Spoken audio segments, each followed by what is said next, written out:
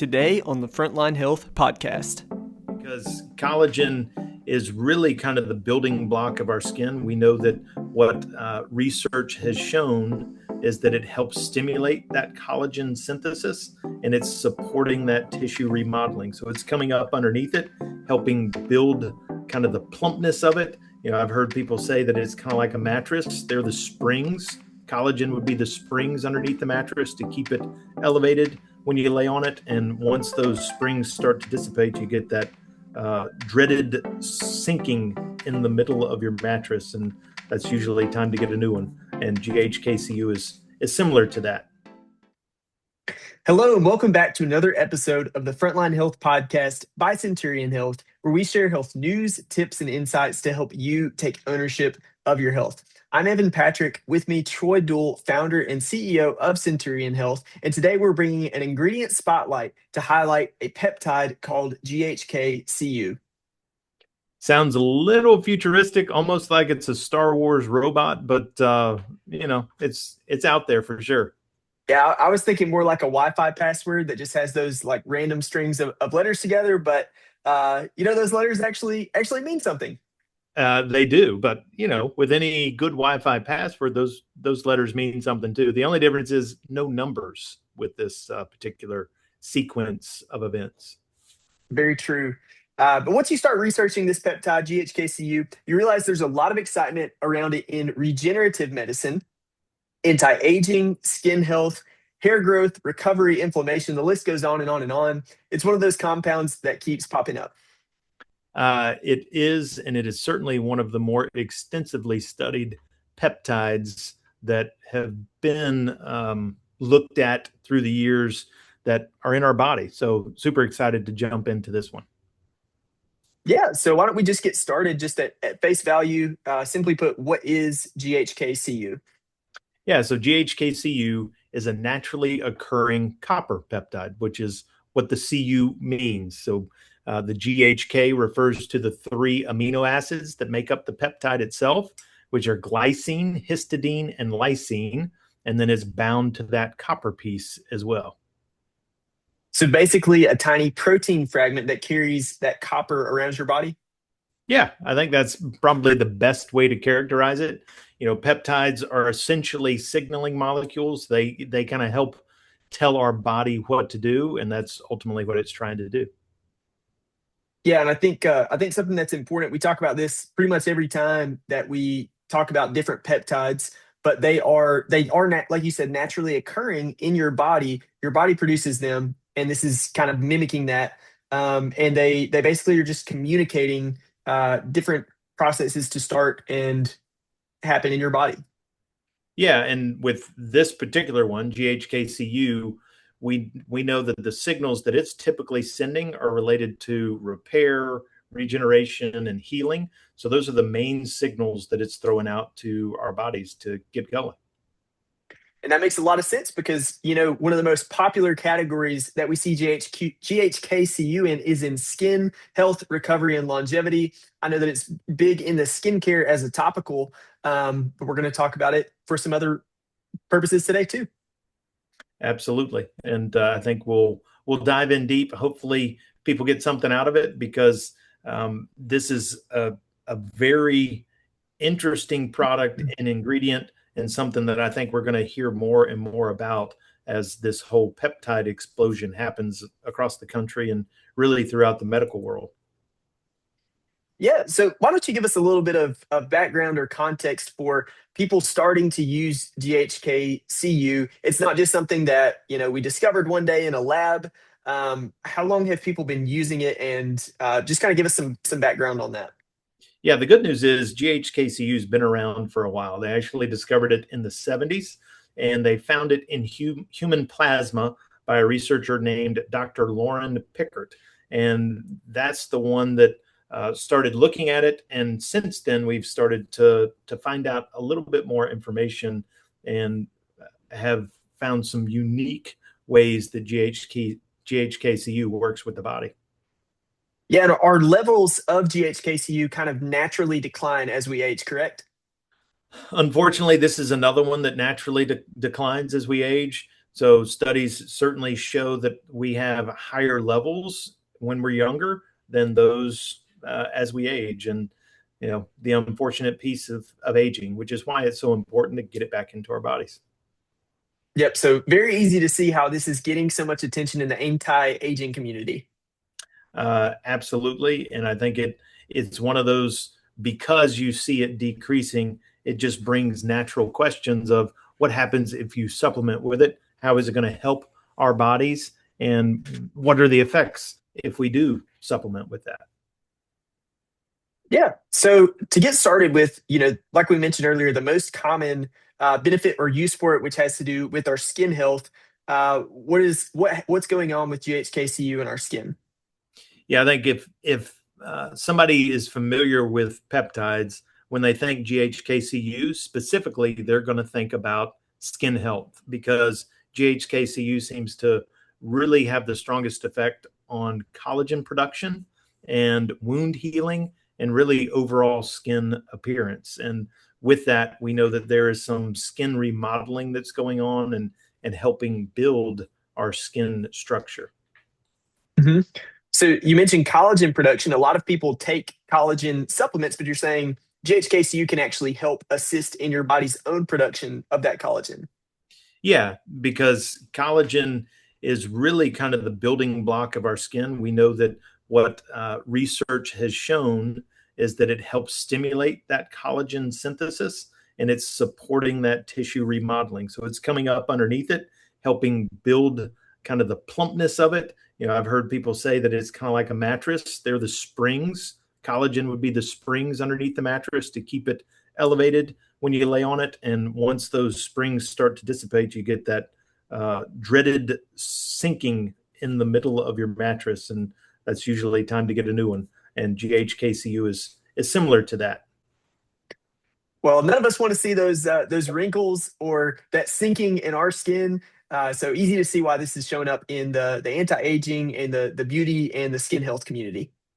That along with the fact that the U.S. population is getting decidedly older, so you have more people who are looking Hmm. into it and wanting to uh, find ways to keep that fountain of youth coming, and this seems to be a fairly effective way of doing that. Yeah, and so it's just interesting that you say that because the population of the United States is getting older, but then also it seems like younger people are, paying a little bit more attention to skin health. My wife always knows what the UV index is outside, if that tells you anything. That's pretty impressive. Not a lot of people do, other than maybe the meteorologists that work on the local news. So kudos to your wife on that one. Not something I can tell you what the UV index is. I can tell you if it's raining outside, but not the UV index. Yeah. So the good thing about GHK-Cu, as we already have mentioned, it's even though what it's known for is skin health, that is not the only benefit. In fact, there are a lot of other benefits, and one of the most interesting that probably catches the medical community's attention is its potential in wound healing and recovery. Yeah, this was actually, believe it or not, one of the first areas that it was studied, but it doesn't have quite the sizzle as, say, losing wrinkles and making sure that you don't look as old. But this is where there is a lot of research that shows it's been super beneficial when you're talking about tissue repair. It does similar things to some of the other peptides, which is it has angiogenesis, which is just the formation of new blood vessels, and it helps kind of reduce that inflammation. So it works in similar ways to other uh, peptides that are out there. But in this case, we're talking about just tissue repair and wound repair specifically. So it's basically helping the body to coordinate the repair work that it's being signaled to do. Yeah, I think great analogy, because if you think about some destruction maybe after a hurricane that comes through, you have construction crews coming in and they're told which way to go, how to do it. GHK-Cu is basically that general contractor that comes in and kind of helps organize the different parts of the response that's happening. And it's doing that within our body, making sure that it's telling which areas to come in, and if you have too much of it, it kind of shuts it off, but it really helps with that wound repair as a whole and coordinates it within your body. Yeah, inflammation is kind of a double-edged sword, right? Because we need some of it in order to assist with that healing, but a lot of us have too much inflammation going on, and it can cause other issues with our bodies. That's right, because if you have too much inflammation, it causes the inability to move. It causes more pain. So you want some inflammation coming in because it's going to help bring in the right repair metrics that your body needs in order to get back to where you need to be. But if you have too much of it, you just end up having lots of pain. And that's what we want to ultimately avoid. So another area of interest for GHK-Cu comes in the realm of hair growth and cosmetic interest in that area. So not just for skin health, but actually hair growth. You know, that's one of those things that really will stop your scroll if you're someone who notices that that hairline is receding a little bit. Yes, and I think this is where the sizzle comes in for both male and female with GHK-Cu. So GHK-Cu, the skin health and the wrinkles and other things seems to be lean more female, but when you talk about hair growth, it will stop a scroll for a guy for sure. And I think this is where a big sizzle comes into play because there have been lots of research showing that copper peptides may help support that follicle health and scalp circulation. So super promising with some of the early observations with it. And it will be interesting to see what happens long term. But right now seems like a great opportunity if you're looking for just some support on the follicle structure of your head. Yeah, I think I can speak for all guys in their late 20s as you start to approach that age where your hairline might start retreating just a little bit and say, you know, anything that can help with that scalp health and reduce inflammation and hopefully help you hold on to your hair, that's worth investigating. There is no doubt about that. As a guy who has already gone through his late 20s, you tend to look at things a little bit different. And hair is certainly one of those that we look at because we are vain people, and I am no different than anybody else. That's right. So let's expand this way beyond the cosmetic purposes. I know we've talked about it for wound healing as well, but let's really nail down how does it help with things like inflammation, oxidative stress, and longevity. Yeah, I mean, we kind of touched on it earlier. So GHK-Cu, we know, is going to play a role in oxidative stress. It's going to reduce that level, but it's also going to come in and regulate the inflammation. So it's not going to allow just a flood of inflammation to come in and then take a long time for it to get out. Instead, it's going to allow the right inflammatory markers to come in, and it's going to repel those that may bring the bad pieces along with it. And then it's going to help with that tissue regeneration as a whole. And once you get that tissue regenerated, then the inflammation starts to subside that much faster. Yeah, and you mentioned gene expression. Some research out there is suggesting that GHK-Cu may even be influencing thousands, not hundreds, but thousands of human genes. Yeah, and I think that's the amazing thing with GHK-Cu. It seems to have a wide range of effect on our bodies, and especially those genes that are involved in repair and the anti-inflammatory process. So that's the beauty of it, is it's not just going to affect it in one particular area, but it's going to be systemic for us as well, and just really help with repair and reducing inflammation. Yeah. So we want to stay grounded. We want to be careful. It feels like we get to this every single time that we talk about a different peptide because there is so much potential and so much excitement around these ingredients because we see so much potential for benefit there. But once again, we want to have some realism and recognize nothing is a magic bullet and going to fix everything.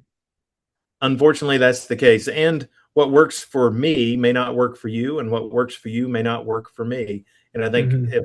if we keep that in mind, because that's true with medicine, that's true with peptides, that's true with any supplement that's out there, because our bodies are different and we all react to things differently. And we want to be aware, especially when you start taking it, be very super aware of how your body's responding and make sure that you're keeping notes, because if you start to see poor responses, then get off of it quickly. At the same time, if you're seeing positive responses, take notes of it and see when those responses started and how it's affecting your body, because those are the things that we really have to get to, which is the personal medicine. And that's how we ultimately take ownership of our health. Yeah, absolutely. So, do you think that peptides like GHK-Cu are going to become more mainstream over the next decade? I do, and I certainly hope so, because they're already being used, and I think you're seeing widespread use, which is why you're hearing it on some of the leading podcasts out there across the country. Even our Health and Human Secretary, or Secretary of Health and Human Services, has talked about peptide use and his peptide use. So I truly believe that we're going to see more and more use of it. The question is, how is it going to be regulated? Are you going to have large pharmaceutical companies come in and get involved in it? And in that case, is it still going to be available to the point that it'll be affordable for people to take these? Because I think there is no question that these products bring a great benefit for people. It's just a matter of, can we get some uniformity in how we're dosing them? Can we get some uniformity in how we bring these to market and help people and make sure that they're legitimate products? Because I think that's going to be the key. Yeah, I know we are eagerly awaiting to see that because of the great potential that we see with them. But we do know that these are highly targeted. A lot of peptides are, which is different from kind of the sledgehammer approach that we see with some of the pharmaceuticals that are out there. Do you want to kind of explain what that means? Yeah, I think the biggest thing is these peptides seem to really target the area that need the help. That it's not just going to have effects everywhere. So an Advil, for instance, goes in, and if you've got a headache and you have a hurt ankle, it may take care of both of those things. In this case, these peptides are very targeted and going directly to the spot, which I think is going to be a huge benefit. But the beauty of it is, there doesn't seem to be many downsides to it. You don't have near the side effects that come with a lot of the pharmaceutical preparations that are out there, or formulations. So you're getting a great product with fewer downsides. And I think that's where the biggest opportunity is with these peptides coming in. Absolutely. Well, we do know that, as you mentioned earlier, there are some sketchy peptides that are out there. People who are just trying to make a quick buck off of the regulatory issues that are going on right now. And so we would caution people, really do your research and make sure that you are getting your peptides from a reliable source, that you're consulting with, your healthcare provider over these things. And we do want to give a shameless plug. We have GHK-Cu at Centurion Peptides.health. So if you're looking for GHK-Cu, definitely feel free to visit www.centurionpeptides.health, and we can help you out. That sounds good. And I think you couldn't have said it better, which is, the quality of the product is really what we're looking for. And you want to make sure that there's a certificate of analysis with it, that it's a reputable lab, a lab that you've heard of before, or at least has some history with it. So do your research on the lab, do your research on the certificate of analysis, do your research on the company, and understand that the more research you do, the more likely that you're getting a quality product. And don't just take somebody's word for it, but really start diving into it, because it ultimately is your health.